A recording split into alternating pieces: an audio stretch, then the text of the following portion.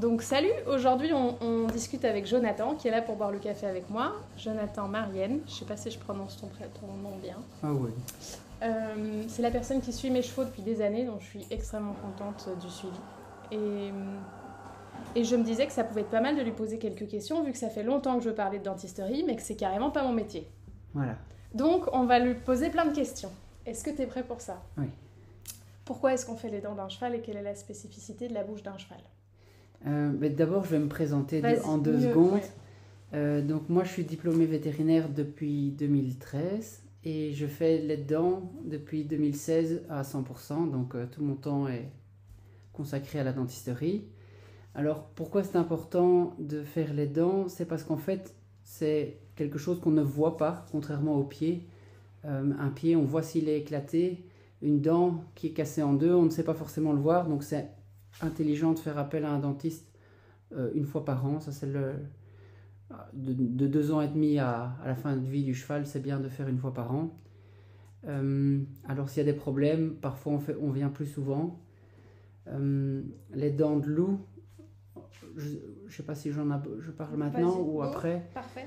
Les dents de loup, c'est bien de les retirer un mois avant avant le mort.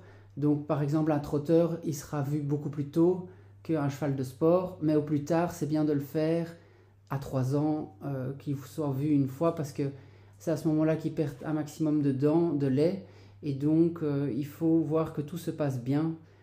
Certains vous diront qu'on peut voir les chevaux plus régulièrement de 2 à 5 puisqu'ils perdent des dents plus souvent.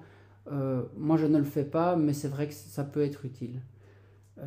Et alors, oui, voilà. La spécificité de la bouche du cheval, c'est-à-dire qu'on dit que les dents des chevaux poussent toute leur vie. Mais comment est-ce que ça se passe dans la bouche exactement?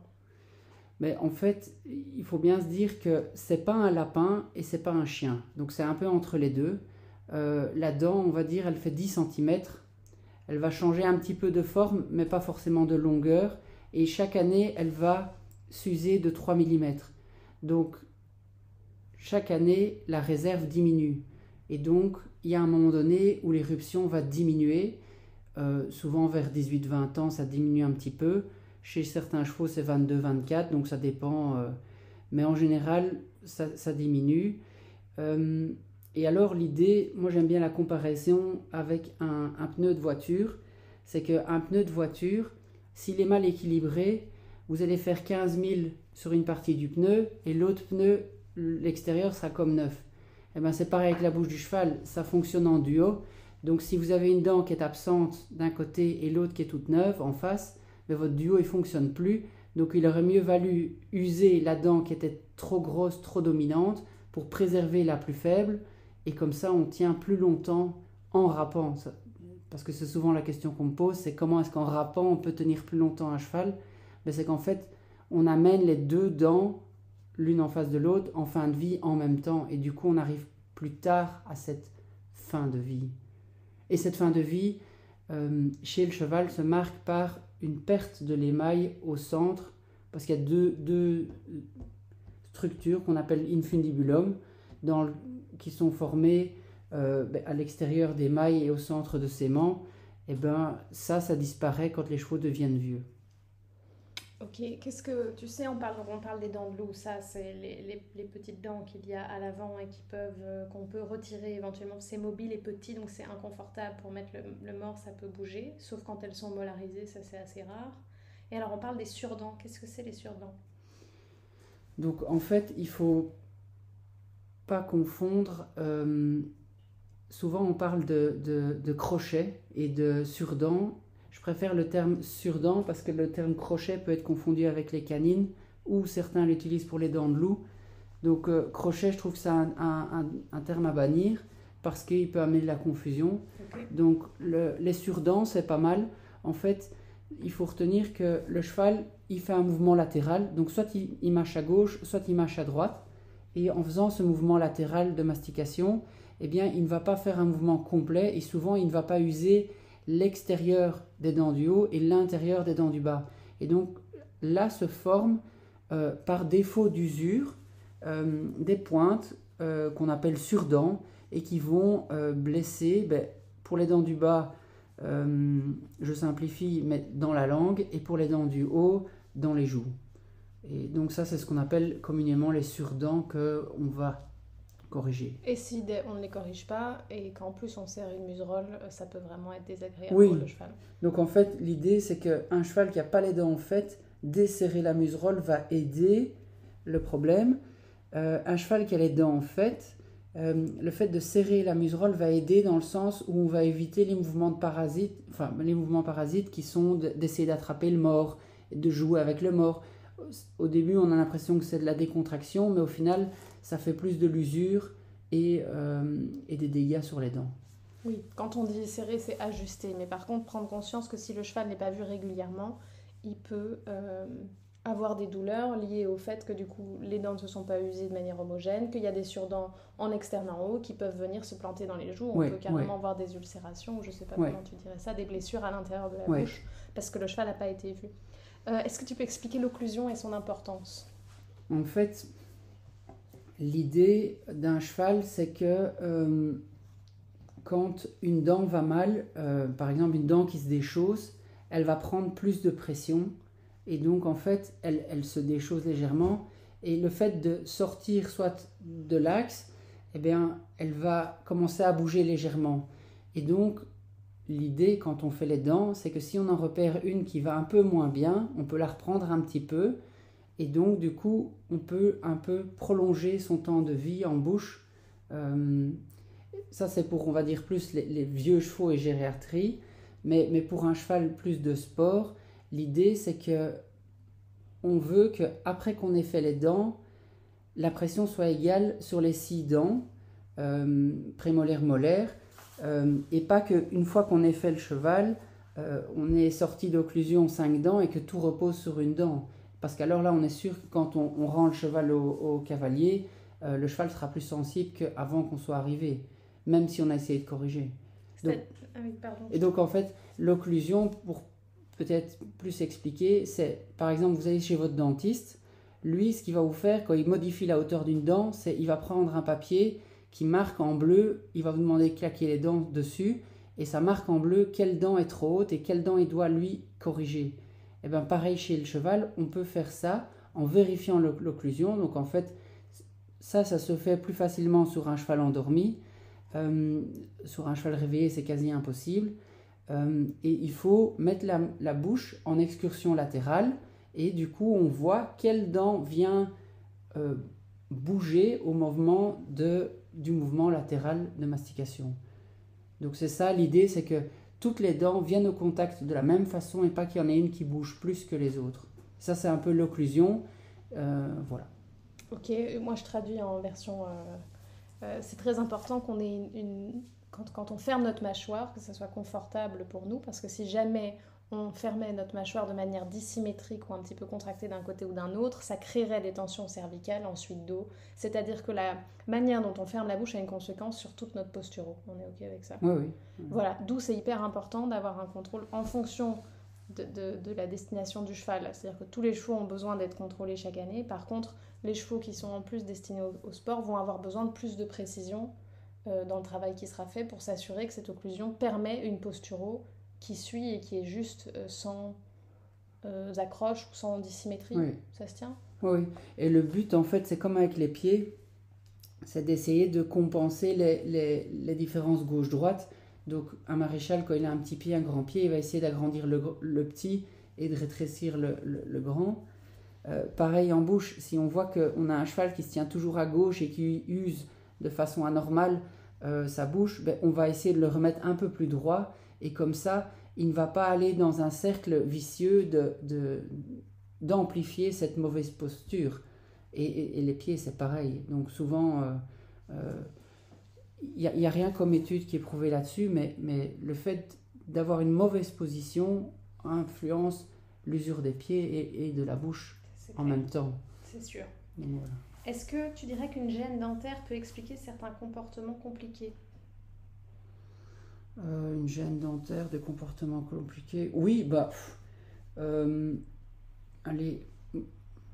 Il y a parfois des chevaux comme ça, il y a 2-3 cas un peu célèbres où on a euthanasié des chevaux sans poser de questions Et puis à la boucherie, on s'est rendu compte qu'en fait, c'était des chevaux qui avaient une dent qui était opposée à rien du tout, et donc la dent rentrait dans la chair.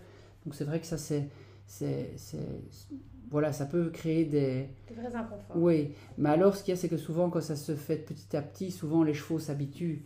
Donc ça vient plus avec soit une dent de loup et qu'on met un mors, ou on change de mors, ou alors une dent qui casse, qui viendrait blesser le cheval de façon normale, dans la langue ou dans la joue. Voilà. Ok, dans tous les chevaux que tu vois, quel est l'environnement ou l'alimentation qui te fait les plus belles bouches? Ou qu'est-ce qu'il faut vraiment éviter? Et voilà, ou quelles sont les observations que tu as pu faire qui sont les plus pérennes et bénéfiques pour la bouche? Les gens vont être un peu surpris, mais des chevaux qui sont 24/24 à l'herbe ont en général des moins belles bouches qu'un cheval qui serait 12 heures au foin et 12 heures à l'herbe. Parce que le foin est plus abrasif. Oui. Et donc en fait l'herbe, ils vont l'avaler tout rond et ils vont pas fort, ça va fort colorer la dent et ça ne va pas fort faire fonctionner la bouche. Donc c'est des dents c'est comme un cheval qui est sur copeaux, il aura souvent la dent colorée parce qu'il n'y a pas cet effet de brossage mécanique. Donc pour une dent, je dirais qu'il faut avoir du foin de mauvaise qualité qui est abrasif. Et pas trop, mais en Europe on n'a pas ça. Donc un foin abrasif, pas trop sucré et pas trop acide. Donc il vaut mieux éviter le préfané, il vaut mieux éviter un pommier en plein milieu de la prairie. Voilà, ça c'est des choses. Le sucre? Oui, s'il y a trop de sucre. Et les bonbons de qualité médiocre. Oui, voilà. Qui collent. Et alors aussi, à l'excès, 5 kilos de carottes par jour, c'est exagéré. Quelques carottes, c'est bien, mais trop, c'est très mauvais pour les dents, en tout cas. Ok. Et donc, est-ce qu'on peut dire que finalement, des chevaux dans un milieu naturel, du coup, ils s'adaptent au pâteau qu'ils ont, mais ils vont manger des branchages aussi, peut-être, qui vont être plus abrasifs? Comment ils se gèrent Mais ce qu'il faut aussi retenir, c'est que dans la nature ou dans les troupeaux sauvages, l'espérance de vie est 5-10 ans plus faible. Donc, un cheval, maintenant, beaucoup arrivent à des beaux âges comme 28 ans, que dans la nature, ce sera 18 et ils sont finis. Donc, nous, on aide beaucoup par notre alimentation, par toutes les soupes qui existent, par le préalpin, tout ça. Donc, on aide beaucoup. Dans la nature, ils vivent moins longtemps. Et alors, il y a cette sélection naturelle. Les mauvaises bouches ne feront moins de poulains que nous, avec toutes les robes un peu particulières qu'on a maintenant. C'est souvent des chevaux à qui il manque des dents. Ça se voit plus en jumping qu'en dressage, ou alors même dans les races un peu plus ibériques, ou alors même les tinkers sans robe. Tu vois une modification génétique qui va jusque dans la bouche, quoi. Oui, en fait, on sélectionne sur la robe et je crois qu'on oublie un peu le reste. Et du coup, on a des chevaux. Alors, c'est assez rare dans les races, on va dire, pas sélectionnés sur la robe, mais j'ai déjà eu des trotteurs avec des dents en moins. Mais ça, c'est plus des cas isolés. Mais je crois que le fait de sélectionner des pilles à outrance ou des robes un peu particulières, en croisant frères et sœurs, on a des bouches avec des dents manquantes. Combien il y a de dents en tout chez un cheval? Au maximum 44, donc 11 par arcade. Okay. Et donc il y a 3 incisives, une canine qui est pas toujours présente chez la jument. Quand elle est présente, on dit qu'elle est breuigne.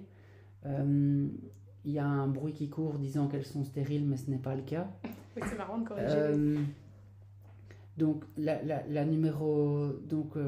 les 3 incisives, la canine qui est la numéro 4, la numéro 5, ça c'est une prémolaire vestigiale, c'est la dent de loup. La 6, la 7, la 8, ça c'est les prémolaires, on va dire classiques. La 9, la 10, la 11, qui sont sous le sinus, ça c'est des molaires.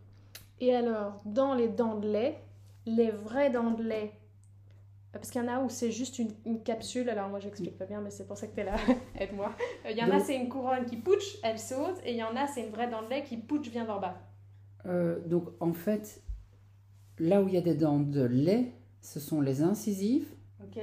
Donc là, numéro 1, numéro 2, numéro 3. J'en ai toute une collection. Voilà. Et ensuite, donc ça se perd à 2,5, 3,5, 4,5.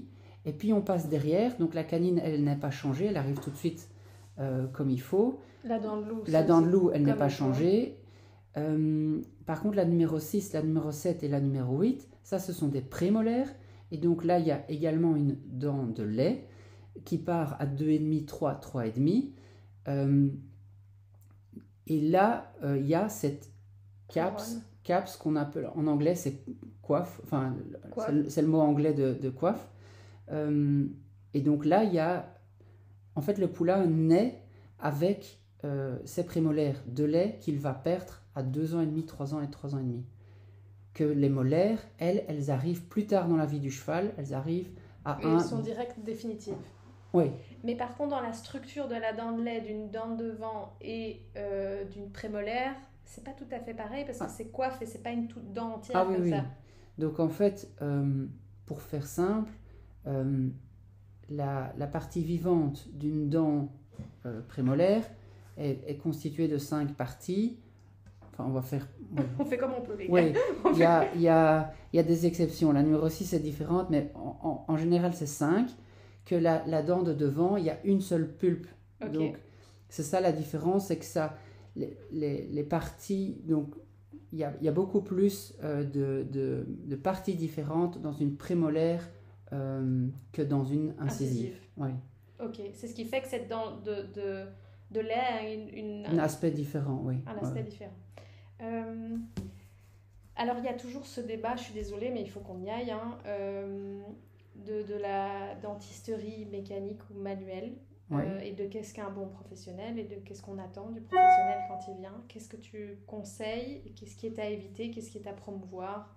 Qu'est-ce qui est ok? Qu'est-ce qui ne l'est pas? En fait, moi j'aime bien les arbres aussi et les plantes. Et je compare ça à quelqu'un qui est armé d'une tronçonneuse ou d'une scie. Ben, un arbre, si on les tête, que ce soit avec la scie ou avec la tronçonneuse, on peut le tuer. Donc tout dépend ce qu'on fait avec l'instrument.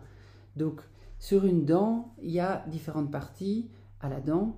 Il y a une partie qui est plus foncée, qui est la dentine secondaire. Si là on va trop loin, on arrive dans la partie vivante. On peut faire des dégâts à la main ou à l'électrique. Donc l'idée c'est de regarder ce qu'on fait. Donc il ne faut pas trop reprendre parce que si on va trop loin, on arrive dans la partie vivante de la dent et là on tue la dent. Donc c'est pas ça qu'on a envie de faire. C'est sûr que le dégât est plus facile à atteindre avec de l'électrique. Et l'autre chose aussi possible avec l'électrique qui est plus dur à faire à la main, c'est de trop rester longtemps sur une dent et de faire chauffer la dent. Et donc là on pourrait également la tuer. Mais que ce soit l'un ou l'autre peut faire des dégâts. Je crois que l'essentiel est d'avoir quelqu'un qui sait utiliser son instrument et qui a l'habitude. Alors on ne peut pas faire aussi précis et aussi bien avec les instruments à main. Et surtout on ne peut pas faire le même nombre de chevaux parce que c'est fatigant. Donc c'est un peu l'avantage de l'électrique, quoi. Et alors l'éternel débat sédation, pas sédation, alors moi j'ai mon avis mais je... Ben voilà, ici moi je trouve que c'est bien de sédater. Après tout dépend ce que la personne fait. Si la personne vient juste pour reprendre les surdents, les pointes d'émail, donc à ce moment-là, ben, c'est sûr que c'est juste du confort, il ne va pas vérifier l'occlusion. Là c'est peut-être pas nécessaire de sédater. Mais je trouve que l'idéal est quand même d'avoir quelqu'un qui ouvre la bouche, qui regarde avec une lumière, un miroir, un pic pour vérifier la dentine si tout va bien. Et pour faire ça, sans sédation, c'est très difficile. Alors je ne dis pas si j'ai un vieux qui a une grosse arythmie et que je sais que ma sédation va le tuer, ben je préfère ne pas le sédater et faire juste du confort. Et je sais que le travail ne sera pas nickel, mais au moins les gens seront heureux, le cheval aura un peu de confort pour la fin de vie. Mais dans l'idéal, je sédate tous les chevaux que je vois. Mais c'est vrai que c'est un large débat. Mais je vais aller plus loin. Ceux qui disent sans sédation, ils seront presque à aller dire sans local, enfin sans anesthésie locale. Et puis alors quand on a vu une dent, on fait quoi? Enfin je veux dire, c'est de la boucherie. Donc eux, quand ils vont chez le dentiste, c'est les premiers à demander Moi, je suis une chochotte chez le dentiste. voilà, je peux te dire qu'il a intérêt à me mettre la pommade avant la piqûre, voilà. sinon il est mort. Et donc je trouve que c'est un peu vache d'imposer aux chevaux de ne pas être sédatés, or que eux ils demandent une locale et tout le bazar et limite la musique douce et tout ça. La musique douce, c'est bien. Et que nous on devrait y aller comme des barbares sur les chevaux et avoir le cheval qui recule de 100 mètres dans le couloir ou qui est dans le fond du box, ça ne va pas. Enfin, je trouve qu'un cheval ne doit pas souffrir. Et rien que le fait de mâcher sur le pas d'âne, c'est déjà un signe d'inconfort. Et ça même endormi, on le voit, donc réveillé, c'est encore pire. Je suis assez d'accord avec ça. Après, voilà, l'idée, c'est pas de faire un débat, mais je suis d'accord pour leur donner. Moi, c'est la seule piqûre qu'ils ont, du coup. Annuellement, ils ont leur vaccin obligatoire. Et la seule piqûre, on va toucher du bois s'il n'y a pas de problème, et jusqu'à présent, je suis plutôt chanceuse, c'est la piqûre que tu fais où aller au bout d'une heure et demie, ils mangent. C'est vraiment léger. Mais je trouve que ça permet de faire un vrai bon boulot et d'avoir un suivi précis. En tout cas, mon expérience moi sur le terrain, c'est d'observer que quand ça n'a pas été fait avec cette précision, je trouve que dans la qualité du travail, parfois ça se ressent. Ça, c'est mon avis. Ok, est-ce que alors, je te l'avais pas posé en amont, mais qu'est-ce que tu penses qui va être les prochaines grandes avancées dans le domaine de la dentisterie? Ouais. Qu'est-ce que tu penses qui peut encore avancer, évoluer? Bon, il y a maintenant, on est très fort pour tout ce qui est... donc sur le terrain, on va faire... sur le terrain, on va essayer de faire donc, tout ce qui est rapage, extraction facile. Tout ce qui est, par exemple, réparation, sinusite, moi, je préfère envoyer en clinique parce que c'est des choses qu'on ne sait pas toujours le temps que ça va prendre. Et parfois, il faut repasser le lendemain ou 2 jours après pour vérifier que tout va bien. Donc, ça, je préfère envoyer en structure clinique. Donc, au niveau des réparations, on est pas mal. Au niveau des dévitalisations, ça s'améliore, mais je crois que c'est dans le choix des cas qui est intéressant. On ne peut pas faire comme chez l'humain, tout dévitaliser et avoir des dents qui sont dévitalisées. Et ça marche moins bien que chez nous. Et alors, un truc que beaucoup essayent et que peu arrivent à trouver des bonnes solutions, c'est tout ce qui est la gestion des diastèmes ou alors des dents manquantes.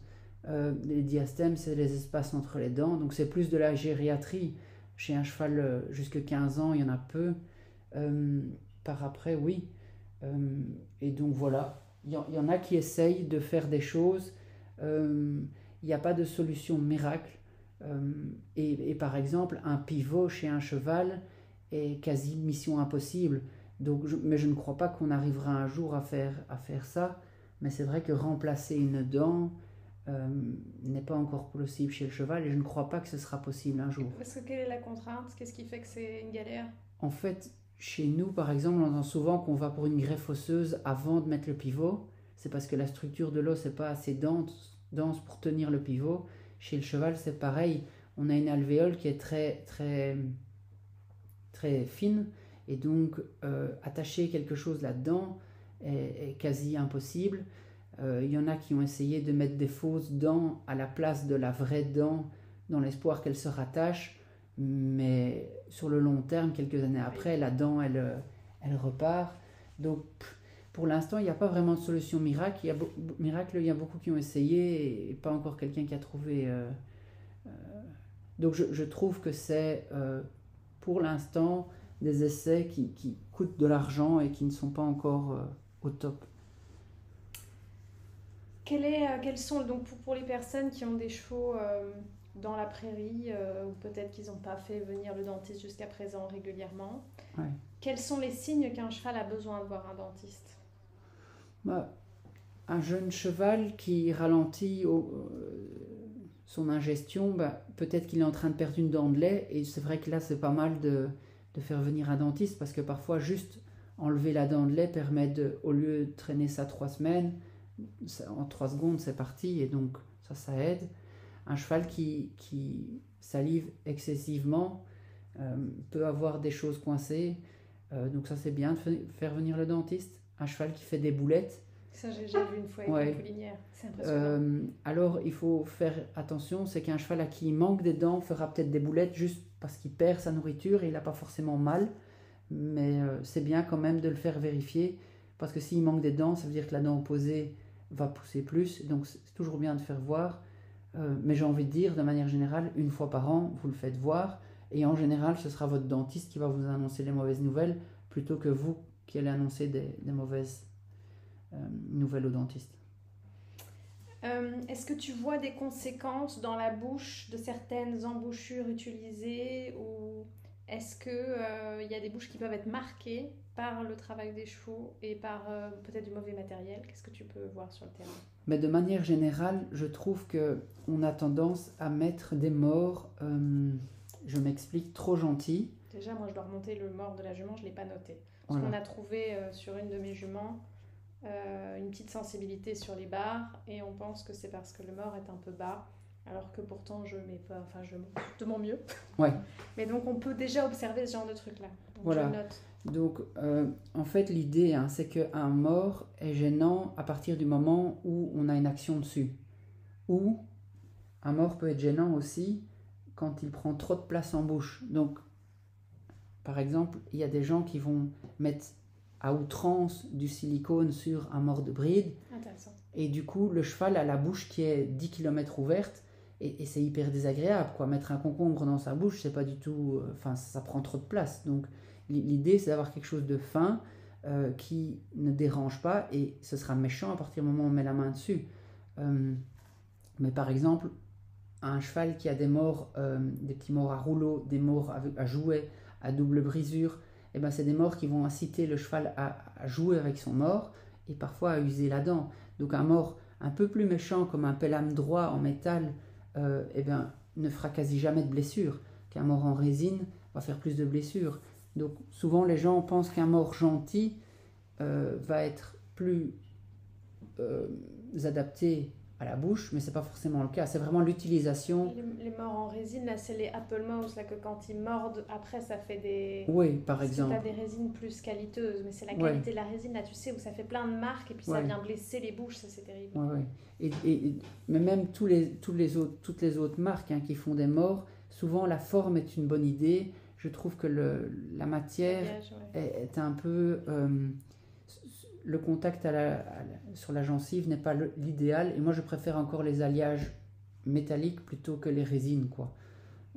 Voilà. Après ça c'est une question personnelle de goût mais voilà. Est-ce que tu as déjà vu du coup un déséquilibre dentaire créé par une mauvaise embouchure ou un travail inadapté ou est-ce que c'est des choses que tu peux voir? Moi je me semble que j'avais un cheval aussi ou un Fidji qui avait un tout petit peu, et c'était vraiment très léger, mais tendance à serrer un peu la mâchoire à gauche, et on voyait un tout petit peu le début de la dent plus usé d'un côté que de l'autre. Oui, mais ça c'est un cheval qui joue sur son mort plus d'un côté que de l'autre. Ça peut venir d'une main qui est plus haute, un ajustement de bridon qui n'est pas correct.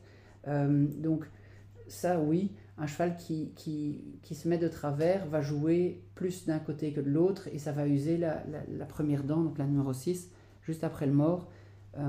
Et ça à ce moment là que c'est intéressant de resserrer un tout petit peu la muserolle, c'est pour qu'il arrête ce mauvais jeu sur le mort et qu'il accepte ce mort. Bon, à ce moment là il faut que le cavalier fixe aussi sa main et il ne joue pas trop, mais oui. Donc on a parfois des différences gauche-droite et c'est vrai que certains cavaliers vont systématiquement blesser leur cheval d'un côté. Certaines embouchures vont plus avoir tendance à faire certains types de lésions. Bon, l'idée c'est qu'on n'ait pas de lésions et des bouches symétriques parce qu'on n'a pas fait de bêtises. Mais donc l'idée c'est vraiment que votre dentiste puisse regarder dans la bouche avec une lampe dans le confort pour vous dire voilà, il y a ça, il n'y a pas ça, et comme ça on sait si on peut continuer comme ça ou si on doit un peu changer comme ici. Comme secret, il faut monter le mort. J'ai mis le mort de bride un peu plus bas par choix. C'était contre la théorie. Du coup, la bouche dit que c'est moins bien. Voilà. Ok. Alors, j'en ai encore 2-3. La formation pour devenir dentiste équin. Alors, du coup, là on est du côté belge. Ouais. Qu'est-ce que c'est? Comment ça marche? Donc, moi, je vais parler de la Belgique, puisque je suis installée en Belgique. Donc, en fait, en Belgique, la loi, elle est comme ça pour l'instant.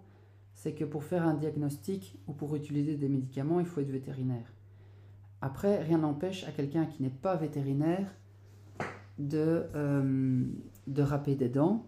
Il sera juste limité dans le fait qu'il ne pourra pas sédater et il ne pourra pas retirer de dents. Ça, c'est la loi, on va dire, belge.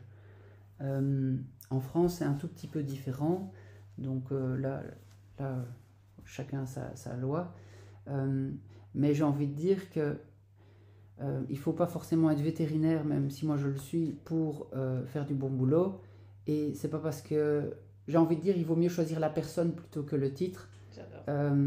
Donc, voilà.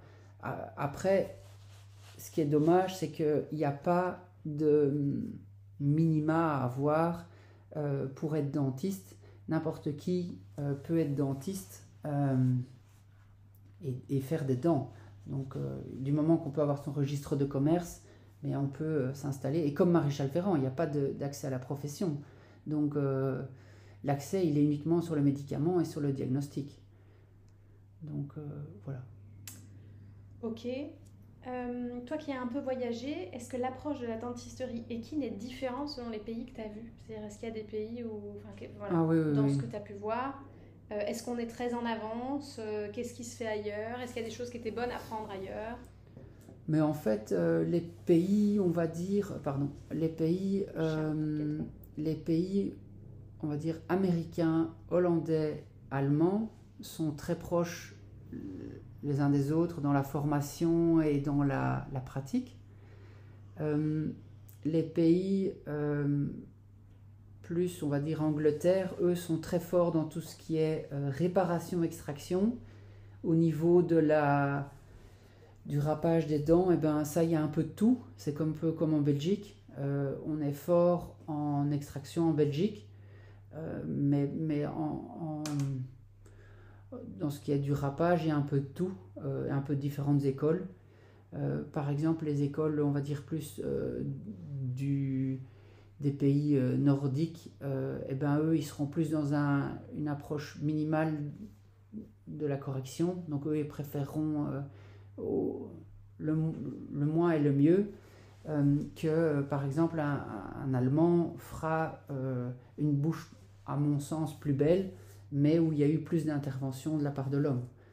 Donc ça, c'est un peu une question de philosophie et de mode, mais dans tous les cas, il ne faut pas aller au-delà de ce qui est recommandé, et donc ne pas aller agresser la dent.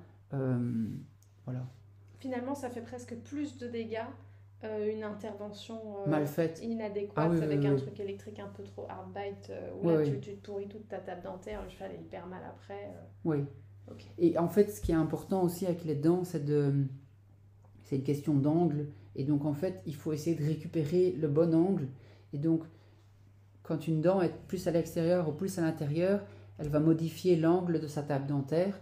Et donc, le dentiste, son but, c'est de récupérer les angles. Et comme ça, il va récupérer une bonne mastication. Voilà. Mais ça, c'est vrai que... Vouloir tout mettre à plat, bad idea, mauvaise idée. Oui.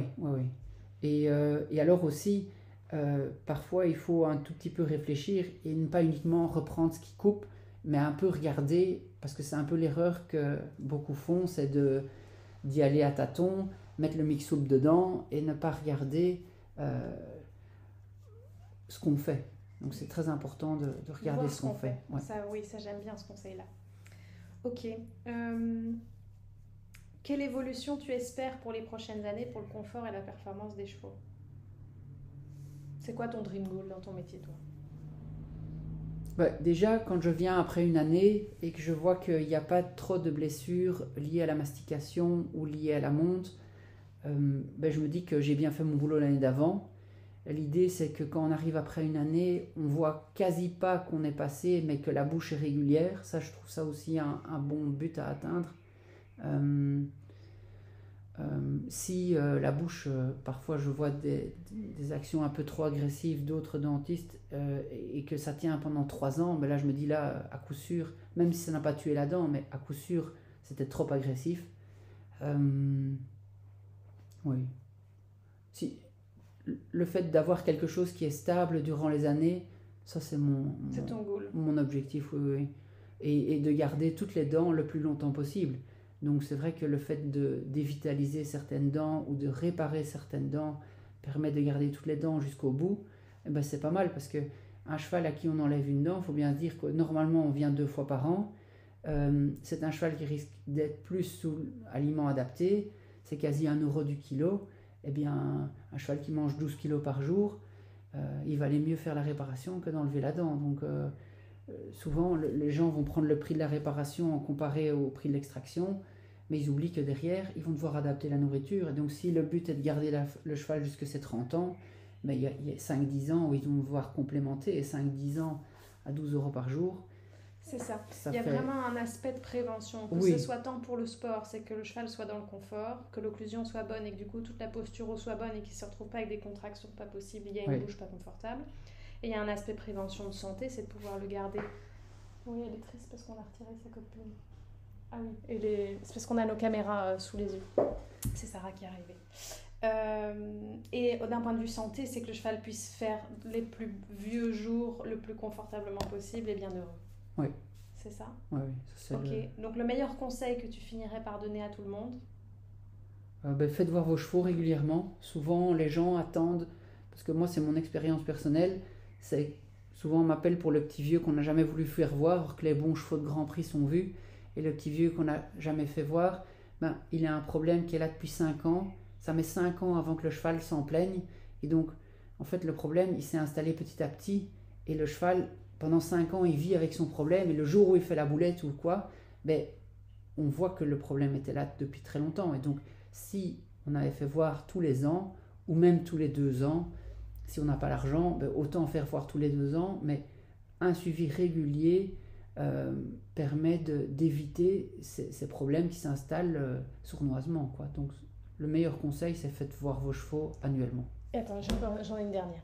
C'est-à-dire que si tu es... amateur, tu as ton cheval et tu cherches un bon dentiste et personne t'a fait de recommandation. Quelles seraient les questions que tu poses à la personne pour savoir si cette personne est bien ou pas ? Comment tu fais pour savoir ? C'est très dur de savoir. Le bouche à oreille est une bonne chose. Après, moi j'ai envie de dire, si déjà vous savez que votre dentiste il observe avec une lampe dans la bouche du cheval, déjà qu'il soit manuel ou électrique, comme on en a parlé là tantôt, déjà s'il observe, il est déjà meilleur que les autres parce qu'il va pouvoir détecter des choses qu'on ne sent pas forcément. Alors l'éducation fait beaucoup.